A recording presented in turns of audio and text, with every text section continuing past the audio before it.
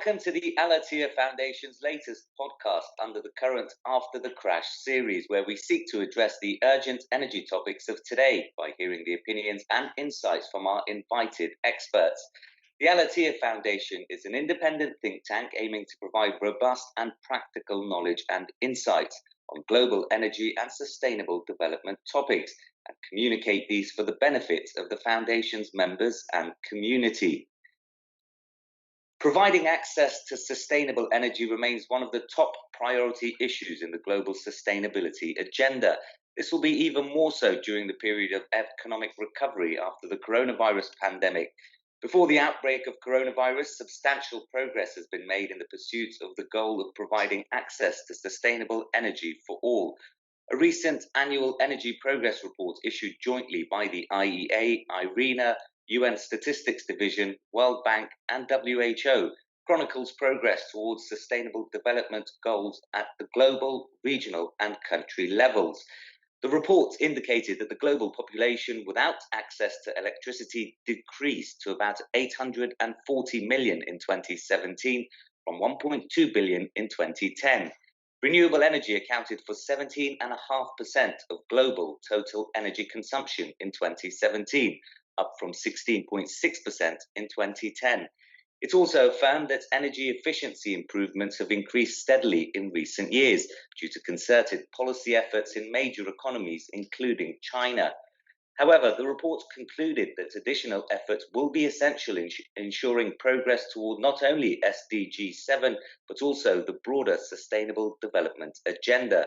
The report further indicated that between 2018 and 2030, annual average investment of approximately $55 billion will be needed to expand energy access, about $700 billion to increase renewable energy, and $600 billion to improve energy efficiency. A lot has been seen, written, and said about the devastating impact of COVID-19 on all sectors, including the energy sector. The pandemic has led to a crash in the global energy markets and consequentially dented the progress made towards achieving the goal of universal access to affordable and clean energy by 2030. Today, I'm delighted to welcome our podcast guest, Professor Jos Delbeke, to share some perspectives on how the changes that the coronavirus pandemic is inflicting on the energy sector will shape the global recovery effort. Jos is Professor at the European University Institute in Florence and at the KU Leuven in Belgium. He's been the Director General of the European Commission's DG Climate Action since its creation in 2010 until 2018. Jos played a leading role in the setting of the EU's climate and energy targets for 2020 and 2030 and was a key player in developing EU legislation on emissions trading system, cars and fuels, air quality, emissions from big industrial installations and chemicals. Good afternoon, Jos, and welcome once again to an Al-Attiyah Foundation activity. Good afternoon. It's a real pleasure to be with you. And as you were rightly indicating, my professional experience is more about policymaking on sustainability issues, on climate action, rather than the science of climate change on itself. So I'm happy to share with you some of my experiences and my thoughts on what is currently happening in the world. Thank you. That's an important point. Policy, obviously, key to the way we experience sustainability and the energy sector around the world. And a lot of it now with COVID-19 and the decisions that policymakers have had to make. Let's kick things off then, considering that the energy sector has played a crucial role in industrialization since the beginning of the last century. It remains the backbone of the global economy.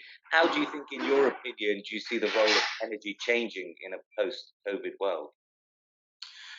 Well, I think we are in the midst of a very fundamental change. In fact, since the start of the Industrial Revolution, that was a major thing where human energy was substituted by fossil fuel energy.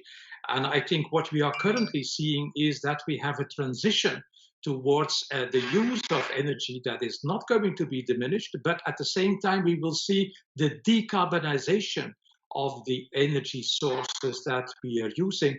That means that we are going to be more energy efficient, but we at the same time will use much more energy without the negative consequences such as carbon dioxide emissions or air pollution when we use some of these fossil fuels in transport. And in terms of looking at the post-COVID world and the economic recovery after the crash, we're hearing a lot about the word the new normal, this term, the new normal, gradually relaxing restrictions, getting people back into work and economies moving again. How do you think the energy sector is going to be impacted by the new normal? What will it mean for the energy world? Well, I think that the most important change that may have its continued influence is going to be on the way we work. We are less in offices, we are less moving around in the world, we are having less meetings across the globe, and so the major impact is going to be on transport. We will see an impact on road transport, we will see an impact on aviation business, but at the same time, we are also going to see perhaps some less drastic and important impact on the industrial production across the globe. It may shift around because I have to say that some people in Europe were very much surprised at the beginning of the corona pandemic that some of the devices had to come from far away outside Europe. And people were a little bit alarmed by that. So there is a debate about how to restructure things in industrial production to produce them closer to home instead of relying for essential products from minerals coming from the other side of the globe. So the major impact, I think, is going to be transport in all its appearances, but perhaps even the most pronounced in aviation. On the other hand, in industry, we are going to see a shifting around of activity, from some places in the world where there is a feeling that the globalization may have gone a little bit too far, according to the essential needs that humankind and populations around the globe are going to need.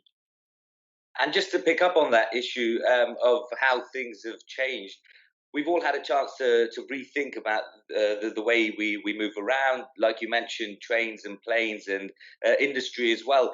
Where will this come from, the energy of the future, do you think, up until 2050? Has COVID-19 allowed businesses and individuals to really rethink the way they use energy, but also where it will come from? Will there be this move towards renewable energy that we've seen rising in recent years, do you think? Yes, I think that renewable is going to be a major source. And what we saw in Europe, at least, is that with the decline in energy demand, the share of renewable energy was growing dramatically, even leading to negative electricity prices at major parts of the day. And so that was a very new thing, that the renewables, from its important share, became even more important compared to where we were before. So I think renewables is going to be important, but also energy efficiency is going to grow in importance. And we will use fossil fuels in a modernized way. I think we are going to take out the carbon and other pollutants out of the fossil fuels before using them. So I think the emphasis is going to be increasingly on carbon capture, on how to avoid the problems related to energy, but notwithstanding that, renewable energy is going to keep growing in its combination with storage, the growth of the batteries, where the irregular production of renewables is going to be captured, and also in combination with a stormy development of the digital sector, which makes the renewables proposition much more attractive for the world at large. Having said that, there is no immediate future to have an energy production and a reliance on energy that is totally going to be on renewables. So for the medium term, there's going to be a continued new need for fossil fuels, but then with its appropriate additional treatment in order to avoid the problems related to climate change and air pollution. And we've already seen some governments looking to take the lead. For example, Denmark's announcement that it will look at taxation of energy moving forward. Just to pick up on that idea, lots of governments around the world, whether it's national, regional, global economies, all thinking about stimulus packages now to kickstart growth. How do you think the energy sector is going to feature into those stimulus packages and the wider economic recovery? Well, there are two effects what I'm seeing. The first one is that in those stimulus packages, there's going to be a reinforced attention for energy. Because the transition that we are currently experiencing and the availability of the technology will lead to some stimulus to continue the things that we need in view of respecting the Paris Agreement, and that is a climate neutral world in the future. So that's one thing. But the other thing is that this will require new funds. And ultimately, there is going to be a reflection on how to restructure taxation. In particular, in the Western economies and in Europe, we have a very intensive debate about how to have a better pricing of carbon, not only for industry, but also towards consumers, for transport, for heating. And I think that this rebalancing out of taxation revenues coming more from energy sources and less from other sources is going to be an important element of these stimulus packages. In Europe, there is a raging debate about airlines that are offering services at sometimes ridiculous prices. And people say, hey, this is not normal. When I drive my car, I take the train, I have to pay more for the services delivered through aviation. And while we all enjoy that in the short term, people have a feeling that this is just not normal. And so I think the taxation of aviation fuel or bringing aviation under the carbon market like we are having it in Europe is going to be a reinforced element of the stimulus packages that we are going to see in the future. Yeah, it's interesting you say that. We've been speaking to a few people here in the UK about whether or not they would choose to use trains instead of planes in the future, which is one of the pushes by the environmental groups and lobbyists. And really, a lot of them we spoke to said that time was just too precious. Which brings us on to the other issue. When you look at decisions like this, usually they require trade-offs, whether it's from governments, whether it's from private sector, or indeed civil society and individuals as well. With your experience of the link between economic growth and climate and energy policies, what lessons do you think can be learned in the trade-offs that may be needed in the current situation? Because something's got to give here, hasn't it? Yeah, well, we have, as far as that is concerned, in the EU, a quite interesting experiment, because since 1990, I mean, that's the base year that the United Nations is using for its climate and sustainable discussion. Since 1990, GDP was up with more than 60%, while the emissions of carbon dioxide were down with at least 23%. And so we are talking about a decoupling. That means that more carbon pricing, more attention for the sustainable use of fuels did not discourage economic growth, just the opposite. And so I think that the secret of this combination of decoupling economic growth from emissions is innovation. We need new technology. And I think that the business sector is ready to invest in this new technology. And I think in particular in the energy sector, apart from renewables, we see major shifts where some of the energy that we were relying on in the past, like coal and lignite, is simply gradually being phased out, not only in Europe, but across the globe. And I think that that is what we are going to see, a continued decoupling economic growth from emissions. At the heart of it, innovation, and at the heart of that innovation, new ways of using energy, renewables, energy efficiency, but also making fossil fuels more sustainable. And I wanted to get your thoughts on the European Union, because obviously it's an organization very close to your hearts, given the work that you've done with setting up climate policies there. In terms of looking at the EU now, obviously a huge economic player worldwide, contributing almost a fifth of global growth. But then at the same time, it's also a huge energy consumer, and 27 member states now without the United Kingdom. Where do you think the EU is going to go forward on this carbon tax issue? It's looking to take the leadership worldwide, but it doesn't seem that all EU member states are equal when it comes to the need for such a tax. Do you think there's a particular problem, at least, with nations that can burn significant amounts of lignite, for example? That's true. And there is a stormy debate about how to reduce subsidies to fossil fuels because they were given in open forms, but also in hidden ways through all kinds of support mechanisms. But you are mentioning the carbon market, the ETS, where there is a price on carbon.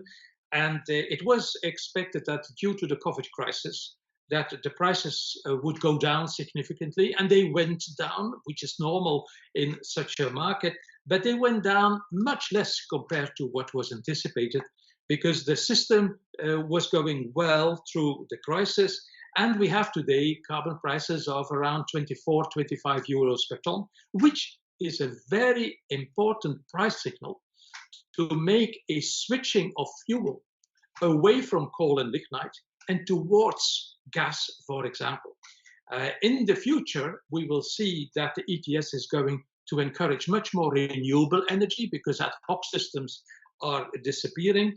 But we are also anticipating higher prices even, and these higher prices is going to be in relation to higher targets that are currently being discussed.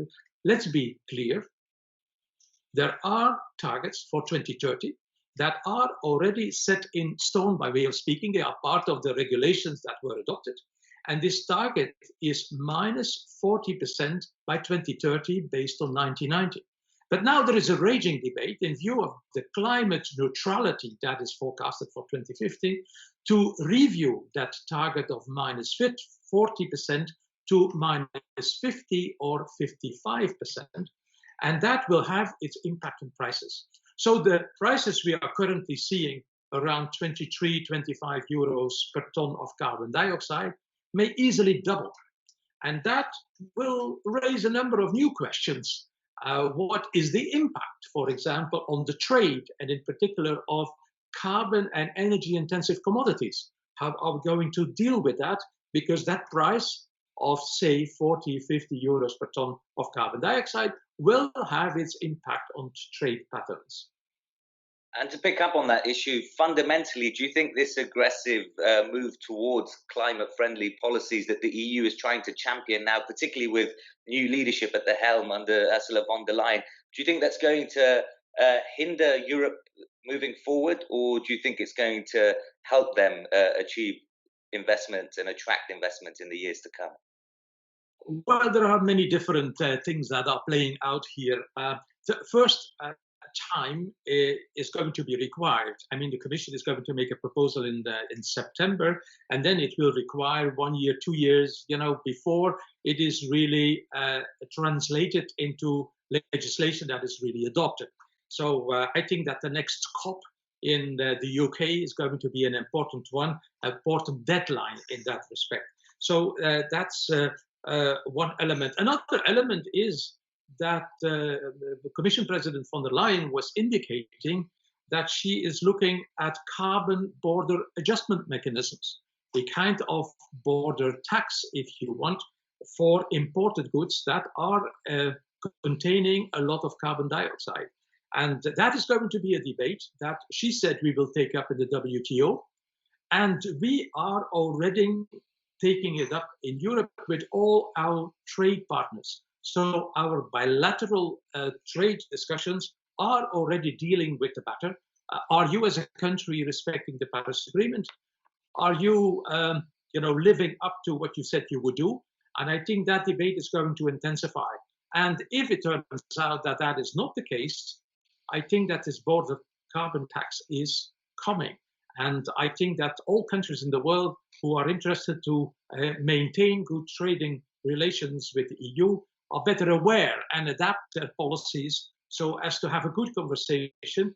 And that is ultimately what we want. We want a Paris Agreement that is a global agreement that is bringing down the emissions of greenhouse gases to a state that is going to allow us to respect the 1.5 degrees, 2 degrees Celsius as was stipulated in the Paris Agreement. Absolutely, and I think public opinion is a very important factor, which is often overlooked as well in a lot of these discussions, because governments and businesses have certain ideas and expectations, but then once the swell of public opinion gets behind an idea, which they are doing with climate change, I think it makes a big difference, which is often not really given the credit that it deserves. Exactly, and public opinion is, of course, in the European context, keeping 27 member states together. And 27 member states have their different energy mixes. Some are relying a lot on renewables, like Denmark, for example, or Sweden, or the Scandinavians. Some others are relying very much on nuclear, such as France and others. And others are still relying a lot on coal and lignite, such as Poland or Romania, Bulgaria. So this is giving rise to some discussions, but it always leads to decisions, because decisions are made with a qualified majority. And that is what was present in the past, and that's what is going to be present in the future. A heated debate from time to time, but always a compromise being found. And I think that compromise should be found before we go next year into the next conference of the parties under the Paris Agreement that is going to take place in the UK, which is the real deadline for action worldwide. And as an EU, we would like to maintain our leadership in this respect.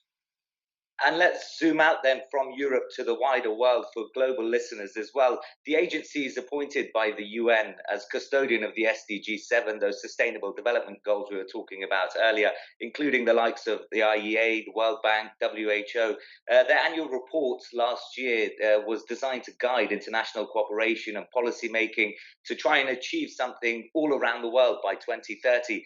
We've seen a lot of pressure on those multilateral institutions in the past 6 months, which have actually been exacerbated by COVID-19. Do you think the world can really cooperate and come together on energy targets when we're seeing so many divisions elsewhere in the world? I think we should. I think we have no other choice than working together in a multilateral context. But at the same time, as far as Europe is concerned, because let's face it, the multilateral context is a little bit under pressure, not least because of the debates that the United States president is launching from time to time. So we are putting a lot of emphasis on this bilateral cooperation and bilateral talks. And we have lots of friends in the world. We have lots of intensive trade relations with the world.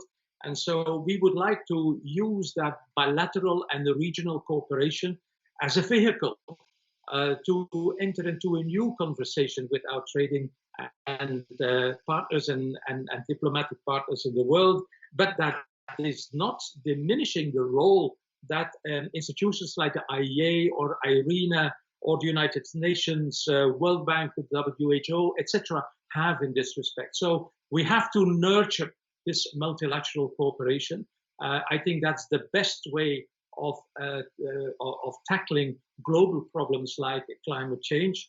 But at the same time, we also have to intensify our bilateral discussions and compare notes and see perhaps where we can exchange best practice on technology, on domestic policies that can be beneficial to all of us in a different context in the world, because after all countries are different.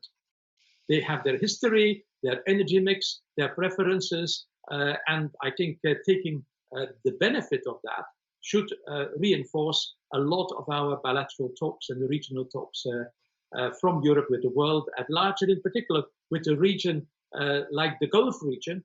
I think is a very important new element of our discussions. We are very intensive trade partners, and we have to, enter into a more a wider discussion, a broader discussion about where we go with that trading relationship in the future. Absolutely. And I think regardless of what individual countries or individual leaders think of multilateral institutions, the idea of getting together to talk about these issues, not just for governments and institutions, but also for the likes of the technology providers or the businesses that will be crucial in helping change towards less carbon emissions in the future, will be really, really important. I think so. And that is the work we can do in the future, and that's the work we should do to prepare for the next meeting round We will not have a meeting of the partners under the UNFCCC this year. It will be next year because of the COVID crisis, but let's take that time to prepare much better compared to what we normally do. So that biannual time schedule should be an opportunity to have a better preparation, not only of the negotiations, but also of the implementation domestically of the policies that we require for the future. And just lastly, I'll put you on the spot. COVID-19, is it going to have a lasting impact on the way, a real significant lasting impact on the way businesses and individuals and companies, governments will look at energy in the future, yes or no? I think it will. We discovered some new habits thanks to new technology, like the way we are communicating today. We are talking through video conferences, through webinars. I think that's a new element that is going to stay up to a scale that we were not thinking was possible before the COVID crisis. So that is a good one. The other one where I'm a little bit concerned about is that we need physical meetings as well in order to have a better understanding, a better negotiation around the world. The United Nations, the European Union, these bilateral talks from person to person matter a lot because you exchange trust, you exchange arguments, you exchange trust. And so these physical meetings have their place as well for the future and for a better understanding to tackle the things we have to tackle in the perspective of a climate neutral world. That is, after all, what we agreed in the Paris Agreement, which was a jumbo meeting of person-to-person meetings and good trust that can be built. It needs now to be implemented, and that is a new phase of our work. Brilliant. Thank you very much, Jos, for your insights. We'll have to leave it there. Thanks for your insights and time today. As we've been hearing, plenty of changes expected as a result of COVID-19, interesting ones as well that we may all experience in our lives moving forward. Watch this space for the next in the Al-Attiyah Foundation podcast series. Thank you very much for your time. I'm Naweed Jabbarkil. Thank you and goodbye.